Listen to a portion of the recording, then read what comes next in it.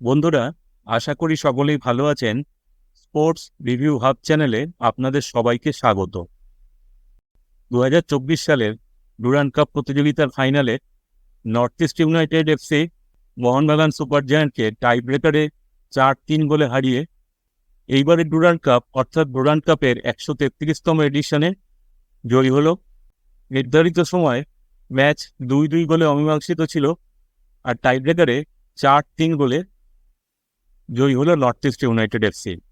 অথচ ম্যাচের প্রথমার্ধের শেষেও মনে হয়নি যে মোহনবাগান এই ম্যাচটি হারতে পারে, কারণ প্রথমার্ধের শেষে মোহনবাগান সুপার জায়ান্ট 2-0 গোলে এগিয়ে ছিল এবং মোহনবাগানের এই দলটিকে হারিয়ে 2-0 গোলে পিছিয়ে থেকে দেওয়ারদী ক্রীড়াঙ্গনে নর্থ ইস্ট ইউনাইটেড ফাইনালের মতো গুরুত্বপূর্ণ ম্যাচে জয়ী হবে, এটা বোধহয় কেউই ভাবতে পারেননি। এই ম্যাচটিতে আমার মতে মোহনবাগান সুপার জায়ান্টের হারের কয়েকটি নির্দিষ্ট কারণ আছে, কিন্তু সেই কারণগুলো বলবার আগে প্রথমে ম্যাচটার একটু পর্যালোচনা করে নেওয়া যাক। খেলার প্রথমার্ধে ম্যাচের 10 মিনিটের সময় মোহনবাগান গোল পেয়ে গিয়েছিল।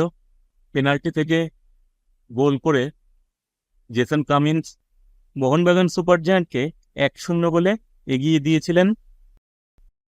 মোহনবাগান সুপার জায়ান্টের প্লেয়ার সাহাল আব্দুল সামাদকে নিজেদের পেনাল্টি বক্সে ফাউল করেন নর্থ ইস্ট ইউনাইটেড এফসির ডিফেন্ডার আশির আক্তার।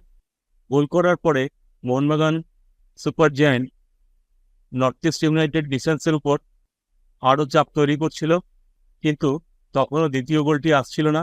মোহনবাগান সুপার জায়ান্টের দ্বিতীয় গোলটি এলো প্রথমার্ধের ইঞ্জুরি টাইমে।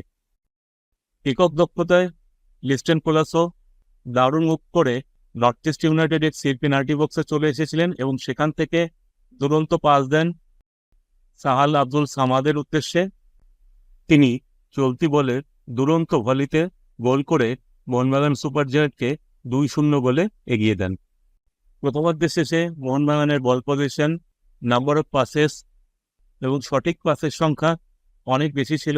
প্রথমার্ধ জুড়ে দাপট নিয়েই খেলেছিল মোহনবাগান সুপার জায়ান্ট, কিন্তু দ্বিতীয়ার্ধের শুরু থেকেই অন্য চিত্র দেখা গেল।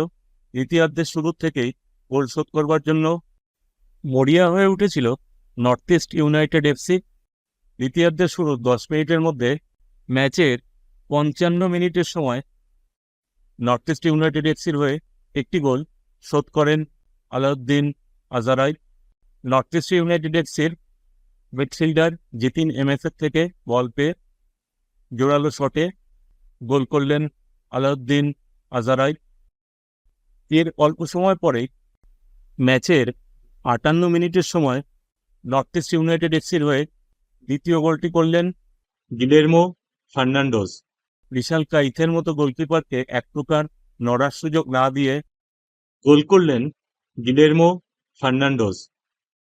ম্যাচের ফল 2-2 হয়ে যাওয়ার পরে নর্থ ইস্ট ইউনাইটেড এফসি আক্রমণে আরও চাপ বাড়াতে থাকে। এরপরে মোহনবাগান সুপার জায়ান্টের গোলকিপার বিশাল কাইত দুটি ক্ষেত্রে নিশ্চিত গোল বাঁচালেন।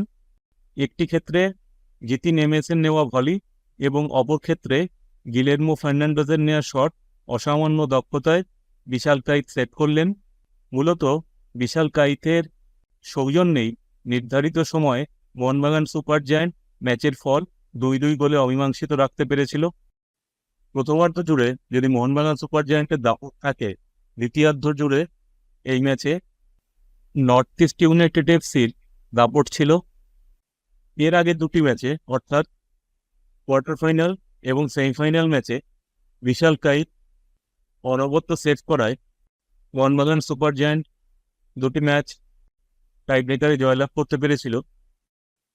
এদিনও মনে হয়েছিল বিশাল কাইত থাকা মোহনবাগান সুপার জায়ান্টের ক্ষেত্রে একটা বড় অ্যাডভান্টেজ, কিন্তু এই দিন টাই ব্রেকারে মোহনবাগান সুপার জায়ান্টকে নর্থ ইস্ট ইউনাইটেড এফসি 4-3 গোলে পরাস্ত করল। মোহনবাগান সুপার জায়ান্টের হয়ে টাই ব্রেকারে গোল করেন জেসন কামিন্স, মনবীর সিং এবং দিমিত্রি পেত্রাতোস। অন্যদিকে নর্থ ইস্ট ইউনাইটেড এফসির হয়ে টাই ব্রেকার থেকে গোল করেন গিলেরমো ফার্নান্ডোস, মিগুয়েল জাবাকো এবং পার্থিব গগৈ এবং আলাউদ্দিন আজারাই। আর নর্থ ইস্ট ইউনাইটেড এফসির গোলকিপার গুরমিত সিং। টাইব্রেকারে মোহনবাগান সুপার জায়ান্টে লিস্টন কোলাসন নেওয়া তৃতীয় শটটি বাঁচিয়ে দেন এবং সুভাশিস বোসের নেওয়া পঞ্চম শটটি বাঁচিয়ে দেন এবং শেষ অবধি ফাইনালে North East United FC Mohun Bagan super জায়ান্টকে টাইব্রেকারে 4-3 গোলে পরাস্ত করল। এইবারে ডুরান্ড কাপ ফাইনালে মোহনবাগান সুপার জায়ান্টের আমার মতে হারের কারণগুলো জানাচ্ছি। প্রথম কারণ হলো আত্মতুষ্টি, আর এই আত্মতুষ্টির কারণ হলো প্রথমার্ধের শেষেই 2-0 গোলে এগিয়ে যাওয়া। ফাইনাল ম্যাচে মোহনবাগান সুপার জায়ান্টের মতো টিম প্রথমার্ধের শেষেই 2-0 গোলে এগিয়ে গেলে স্বাভাবিকভাবে একটা আত্মতুষ্টি আসতে পারে। সেই আত্মতুষ্টিটি সম্ভবত খেসারত দিল মোহনবাগান সুপার জায়ান্ট। দ্বিতীয় কারণ হতে পারে দ্বিতীয়ার্ধের শুরুতেই সাহাল আব্দুল সামাদকে তুলে নেওয়া। এই ম্যাচে প্রথমার্ধে দারুণ কার্যকর ভূমিকা নিয়েছিলেন সাহাল আব্দুল সামাদ। পেনাল্টি আদায়ের ক্ষেত্রে তার কৃতিত্ব ছিল এবং লিস্টন কোলাসোর পাস থেকে তিনি এই ম্যাচে দুরন্ত গোল করেছিলেন, অর্থাৎ একটি গোল এবং একটি অ্যাসিস্টের পরেও দ্বিতীয়ার্ধে তাকে তুলে নেওয়াটা ক্ষতি করেছে।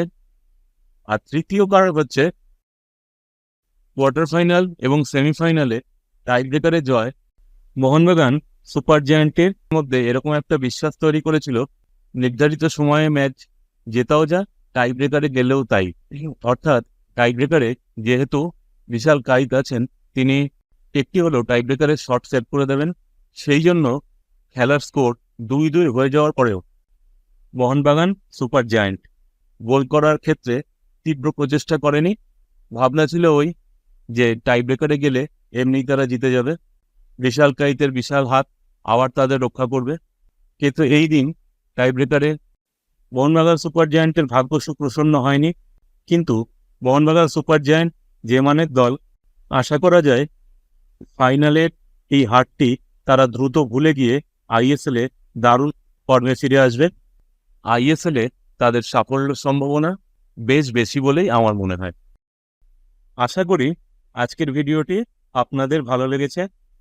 ভিডিওটি শেষ অবধি দেখার জন্য আপনাদের সবাইকে আন্তরিক ধন্যবাদ।